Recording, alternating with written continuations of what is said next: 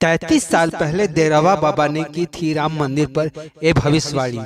आप इसको जानकर चौंक जाएंगे। दोस्तों, कहा जाता है कि जब राम मंदिर बनाने को लेकर जब भारत में आंदोलन चल रहा था, हिंदू मुस्लिम में तनातनी चल रही थी, तब देरवा बाबा ने एक पत्रकार के सवाल पर जवाब दिया था कि राम मंदिर अवश्य बनेगा और सबको सहमति से बनेगा। अयोध्या राम जन्मभूमि मंदिर को लेकर देरवा बाबा ने 33 साल ही भविष्यवाणी कर दी थी, जो कि आज सच साबित हो रहा है। बाबा ने स्वयं अपने मुंह से बता दिया था कि विश्व हिंदू परिषद जो कार्य कर रहा है हमारे आज्ञा से कर रहा है। हमारा प्यारा आत्मा विश्व हिंदू परिषद है। बाबा ने विश्व हिंदू परिषद को अपना प्यारा आत्मा बताया था। देरवा बाबा कौन थे जिसके दर्शन पाने को बड़ी से बड़ी हस्तियां भी लालायित रहती थी? देरवा बाबा एक सिद्ध महापुरुष और संत थे। बाबा का आशीर्वाद दिग्गज राजनेता लेते थे। देश दुनिया से लोग बाबा के दर्शन के लिए आते थे। बाबा जन सेवा और गौ सेवा को सर्वोपरि मानते थे।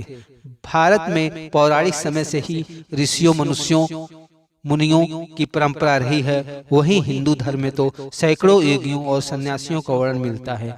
इन्हीं में एक है उत्तर प्रदेश के देवरिया के सिद्ध महायोगी बाबा, जिन्हें देरवा बाबा कहा जाता है।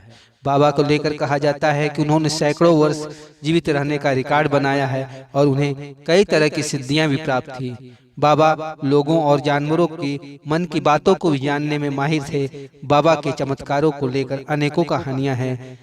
बाबा के चमत्कार और कहानियों के बारे में आमतौर पर जीवन में व्यक्ति 70, 80, 90 या फिर 100 वर्ष तक जीता है।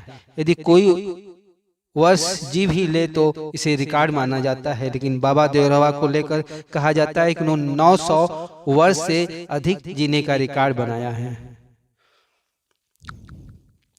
बाबा के अपने मुख से कहा है जो कि उन्होंने कहा कि मंदिर बन जाएगा, इसमें कोई संदेह नहीं है।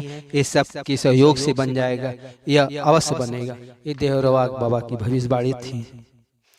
बाबा देरवा भगवान श्री राम के भक्त थे और कृष्ण को भी बाबा श्री राम के समान मानते थे और भक्तों को कष्टों से मुक्ति के लिए इन्हीं के मंत्र देते थे।